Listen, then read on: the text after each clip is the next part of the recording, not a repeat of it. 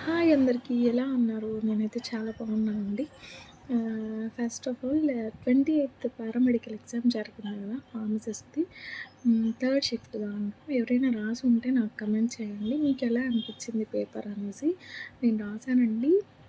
యాక్చువల్‌గా పేపర్ చాలా డిఫరెంట్‌గా వచ్చింది అనుకున్న దానికంటే. అంటే రిలేటెడ్ క్వెషన్సే ఇండైరెక్ట్‌గా అడిగారనమాట. సో, టైమ్ రన్ అయితా ఉంటది కాబట్టి అదొక టెన్షన్ ఉండింది. సో, మీకెట్లా అనిపిచ్చిందో కామెంట్ చేయండి.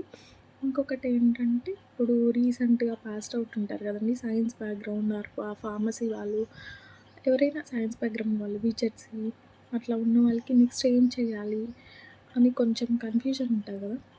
మెడికల్ కోడింగ్ గురించయితే నాకు కమెంట్ చేయండి. నేను వీడియో చేస్తాను. ఎట్లుంటుంది ఏంటి అనేసి. నాకు 8 ఇయర్స్ ఎక్స్‌పీరియన్స్ ఉందండి. సో, ఈ వీడియో హెల్ప్‌ఫుల్ అయితే సబ్స్క్రైబ్ చేయండి, కమెంట్ చేయండి, లైక్ చేయండి.